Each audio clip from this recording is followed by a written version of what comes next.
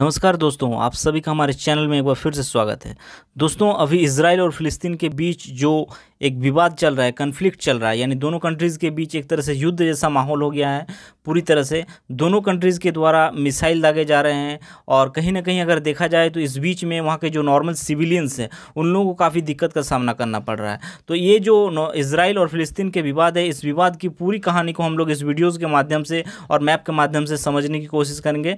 तो चलिए दोस्तों, वीडियो की शुरुआत करते हैं। दोस्तों, ये है वर्ल्ड मैप और इस वर्ल्ड मैप में इजराइल की लोकेशंस की बात करें तो इजराइल इस जगह पे स्थित है, क्योंकि अगर देखा जाए तो कई अरब कंट्रीज के बीच घिरा हुआ एक छोटा सा देश है इजराइल।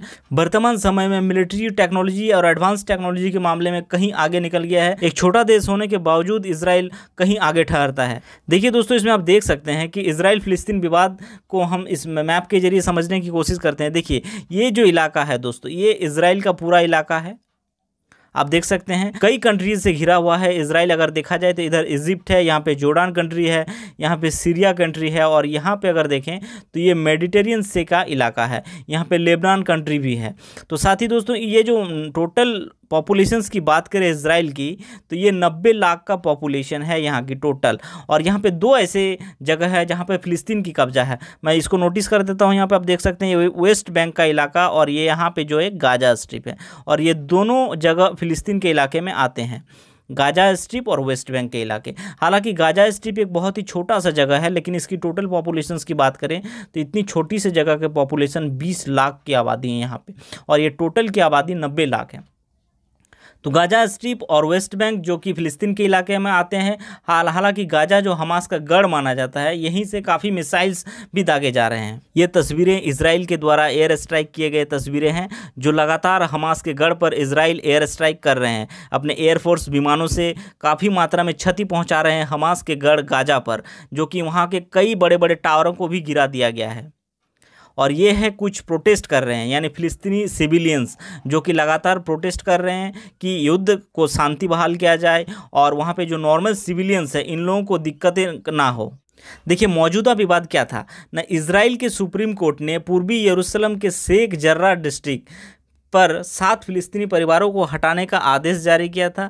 यहाँ पर यहूदी सेटलर्स को बसाए जाने की योजना है।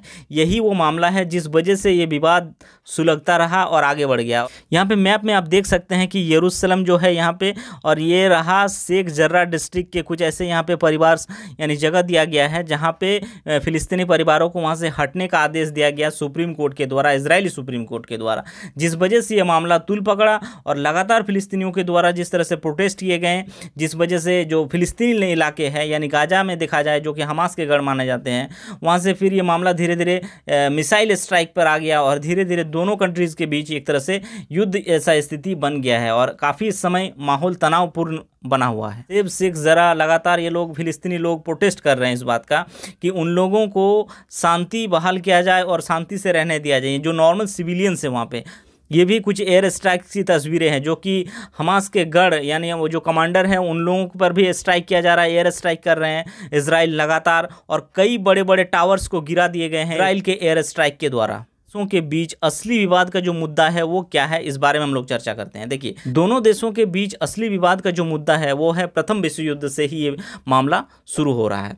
अगर देखा जाए तो प्रथम विश्व युद्ध के बाद 1920 से 45 का जो दौर था यानी 1920 से 45 के बीच यूरोप में क्या हुआ था ना, बढ़ते उत्पीड़न और हिटलर वहाँ पे नाजियों के साथ नरसंहार जो कर रहे थे, और इस वजह से क्या हुआ था, वहाँ से काफ़ी मात्रा में यानी लाखों की संख्या में यहूदी पलायन करने लगे थे, फिलिस्तीन में बस गए थे, और यहीं से ये फिलिस्तीन और यहूदियों के बीच टकराव शुरू होता है। असली विवाद इस मैप के जरिए इस चीज़ को समझने की कोशिश करते हैं। देख सकते हैं आप, द फिलिस्तीनी हिस्टोरिक कंप्रोमाइज़, ये मैप है 1947 से पहले की बात है, ये 47 का मैप है, और ये 67 है, ये 2020 की मैप है।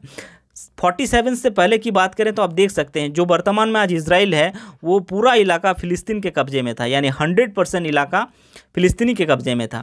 47 चूँकि 47 में वहाँ पे दूसरे विश्व युद्ध के बाद ब्रिटिश शासन था, जैसे कि भारत में ब्रिटिश लोग शासन किए थे, वैसे ही इजराइल जो आज इजराइल है वहाँ पे कभी इसका शासन चलता था। तो दोनों पक्षों के बीच जब मामला काफ़ी उलझता चला गया, यानी दोनों पक्ष फिलिस्तीन और यहूदियों के बीच जो टकराव था, इस ब्रिटिश के द्वारा इस मामले को यूएन में ले गया गया और यूएन के द्वारा इसको पार्टीशंस कर दिया गया, यानी दो कंट्रीज़ के बीच बांट दिया गया। यहूदियों की एक कंट्रीज़ और दूसरी जो है अरब कंट्रीज़ में इस चीज़ को डिवाइड कर दिया गया।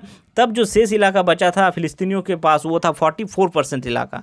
67 में क्या हुआ था, अरब कंट्रीज़ और इजराइल के बीच एक बार फिर से वॉर छिड़ गया था, जहां उसमें देखा जाए तो इजराइल उस समय तक काफ़ी सक्षम हो चुके थे अपने डिफेंस को लेके, जिस वजह से क्या किया इजराइल ने अरब कंट्रीज़ को सिर्फ 6 ही दिन में इस युद्ध में हरा दिया था और इसके कुछ इलाके को और फिर कब्जा कर लिए थे। इस वजह से शेष जो एरिया बचा था फिलिस्तीनियों के पास वो था सिर्फ 22% इलाका बच गया था, जो कि 2020 में देखा जाए तो वो सिर्फ 15% इलाका शेष रह गए हैं फिलिस्तीनियों के पास। तो इस मैप में आप देख सकते हैं जो आज वर्तमान में इजराइल है वो 47 से पहले 100% फिलिस्तीनियों के पास था। देखिए दोनों देशों के बीच जो असली विवाद है वो क्या है ना, दूसरे विश्व युद्ध के बाद फिलिस्तीन पर शासन कर रहे ब्रिटेन, यानी दूसरे विश्व युद्ध के बाद फिलिस्तीन पर किसका शासन था, ब्रिटिश का शासन था, कर रहे दोनों गुटों को संभालना मुश्किल होने लगा। यहूदी और फिलिस्तीनियों के बीच लगातार कन्फ्लिक्ट हो रहे थे जो कि ब्रिटिश के द्वारा मामला संभल नहीं रहा था, जिस वजह से क्या क्या ब्रिटेन ने उस मामले को यूएन में ले गया और यूएन ने 29 नवंबर 1947 में संयुक्त राष्ट्र ने द्विराष्ट्र सिद्धांत के तहत अपना फैसला सुनाया और इलाके को यहूदी और अरब देशों के बीच बांट दिया, यानी दो कंट्रीज में उसको डिवाइड कर दिया गया था यूएन ने 29 नवंबर 1947 को। मई 1948 यहूदियों का देश इजराइल बना, यानी इजराइल जो अस्तित्व में आया था वो 14 मई 1948 को। आप देख सकते हैं ये सिर्फ दो ही ऐसे इलाके थे जो फिलिस्तीनियों के कब्जे में रह गए थे, एक गाजा स्ट्रिप यहाँ पे और वेस्ट बैंक का इलाका। बाकी अगर टोटल देखा जाए तो इजराइल के कब्जे में आ गया था 1948 तक ये स्थिति बना हुआ था। कि उसके एक साल बाद लगातार क्या हुआ, एक साल तक अरब देशों के साथ इजराइल का युद्ध चलता रहा। इसके बाद युद्ध विराम की घोषणा भी हुई। हालांकि देखिए यानी इजराइल बनने के बाद लगातार अरब कंट्रीज़ के द्वारा और इजराइल के बीच लगातार युद्ध चलता रहा। इसके बाद युद्ध के बाद 11 मई 1949 को इजराइल को संयुक्त राष्ट्र ने अपनी मान्यता भी दे दिया। यहाँ पे मैप में आप देख सकते हैं इसको, इजराइल जो कि अपना राजधानी यरूशलेम को अपना राजधानी भी मानता है। 67 का युद्ध में क्या हुआ था देखिए, 1967 में एक बार फिर अरब देशों ने हमला किया। इजराइल ने फिलिस्तीनियों के कब्जे वाले इलाके वेस्ट बैंक, गाजा, पूर्वी यरूशलेम पर कब्जा कर लिया था। 67 तक इजराइल खुद को डिफेंस के मामले में काफ़ी सक्षम बना लिए थे, जिस वजह से 67 का जो वॉर हुआ था यानी युद्ध हुआ था उसमें अरब कंट्रीज मिल के लड़े थे। इजराइल अकेले उन देशों को परास्त कर दिया था युद्ध में और इजराइल के काफ़ी इलाके जो फिलिस्तीन के काफ़ी इलाके थे उस पर फिर से एक बार कब्जा कर लिया था। दोनों के बीच बातचीत और शांति क्यों नहीं स्थापित हो पा रही है आखिर? इजराइल को अगर देखा जाए तो नंबर 1 पॉइंट जो है वो इजराइल यरूशलेम के बड़े हिस्से को छोड़ेगा नहीं, पहला पॉइंट ये है। और दूसरी बात है कि इजराइल बनने के बाद 7 लाख फिलिस्तीन रिफ्यूजी हो गए और वर्तमान में इनकी संख्या की बात करें तो वो 70 लाख हो चुके हैं। तो यहूदी अपने ही देश में अल्पसंख्यक हो जाएगा, इससे फिर धर्म युद्ध छिड़ने का डर है, जिस वजह से इजराइल इलाके को पूरी तरीके से अपने कब्जे में करना चाह रहा है।